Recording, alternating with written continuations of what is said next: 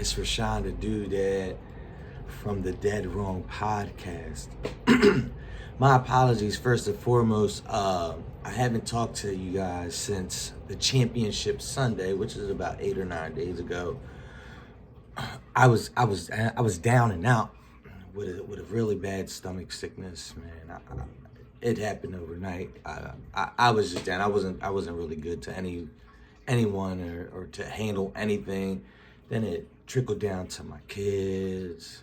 Yeah, it was just a mess, man. But lo and behold, here I am, February 3rd, a day late and $1 short. But let's get into this. Anyway, man, the championship matchups, of course, they were going to be amazing. You had to be the best of the best to make it to this point in the first place. Kansas City Chiefs and the Buffalo Bills. Again, the Buffalo Bills, they lost a heartbreaker. The Kansas City Chiefs are not going to beat themselves most of the time, or 95% of the time. So you really got to pitch a perfect game and stay true to who you are. I think that Buffalo had a lot of stuff working in their favors. They were kind of controlling the clock. Cook was getting about 6.5 yards per carry in the first half, and for some reason Buffalo went away from it. It's always mind-boggling when I see a team having a successful run game and then they just shy away from it. I know that this is supposed to be a pass-heavy league now, but the roots of football aren't running. If you see the teams that have had success over the past couple of years, they have a strong defense and then they have a very good run game. Outside of those teams that have elite quarterbacks, a la Buffalo Bills, Cincinnati Bengals, and most notable, the Kansas City Chiefs. But I say all that to say this, man, you know, the Buffalo Bills, they lost. But when you play teams like the Kansas City Chiefs, you can't let the game be dictated by the refs. I think they had a very bad call on that first down that kind of changed the complexion of the game. With the first down, they are tied up at that moment. If Buffalo gets the first down, they keep on going down, potentially have a score, field goal, touchdown, whatever. And it changed the complexion of the game. But instead, it was ruled short, and then the Kansas City Chiefs got the ball. They scored, and now Buffalo is being put in a position where the Kansas City Chiefs love a person to be in. Steve Spagnuolo loves your team to be in, where he can dial up something that he hasn't shown you all game to potentially seal the game. And that's how they won their Super Bowl against the 49ers when Jimmy Garoppolo was the quarterback. That's how they won against Lamar Jackson and them. And no, I don't want to say that, but Buffalo Bills last year. And so you don't want to be in a one-possession game with the Kansas City Chiefs. You have to beat their brains out. You know, that's the type of way to beat them. Again, there was a lot of questionable calls, but at the end of the day, make sure that you take the game out of the refs' hands. That's my advice to any team that plays against the Chiefs. So, you know, that's that. Still a good game. Buffalo, I thought was going to win. But to be the best, you got to beat the best. And that's that. So we're going to switch on over to the Washington Commanders and the Eagles. I felt like Jalen Hurts was going to be due for a game. I kept telling my wife that because, you know, she's an Eagles fan.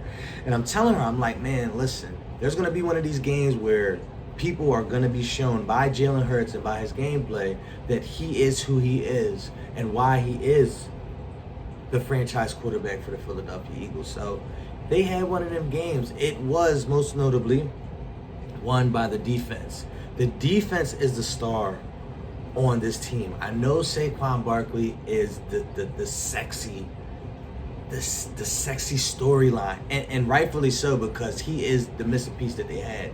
But their biggest asset, their biggest strength is their defense, and defense wins championships.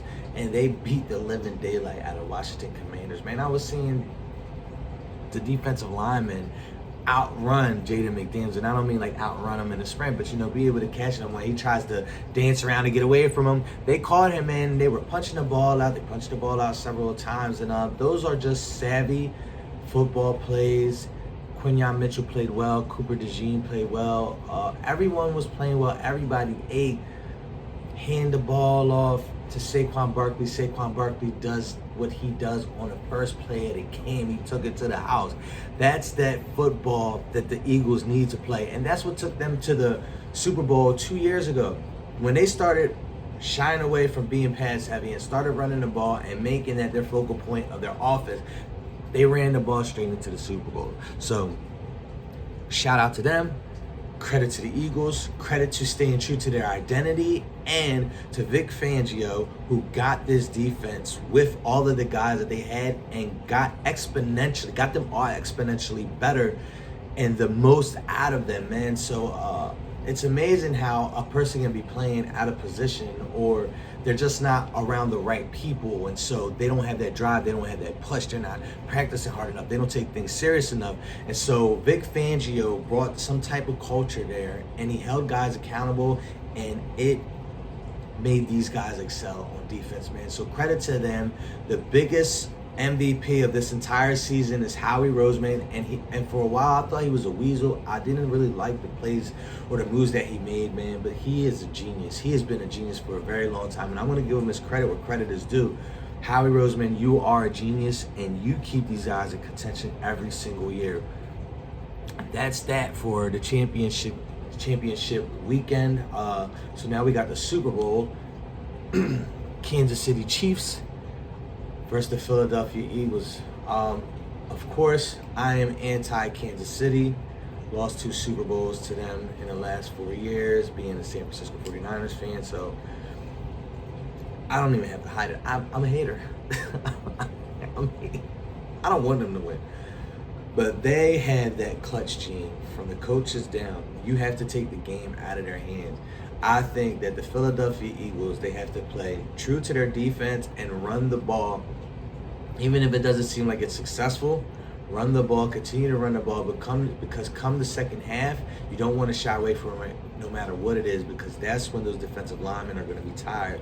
When they have those big bodies from the offensive line, keep on pushing them and driving them, it's going to start to falter, and that's when he can eat. He's going to. I'm telling you, Cook from the Buffalo Bills was getting 6, almost 7 yards per carry in the first half against this defense for the Kansas City Chiefs. So they have to run the ball.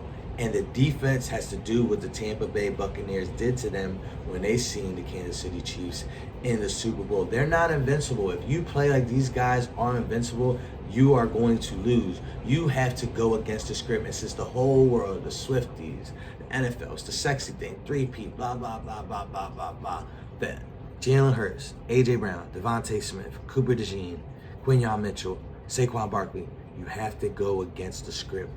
Forget the NFL. Go. Birds. Fly.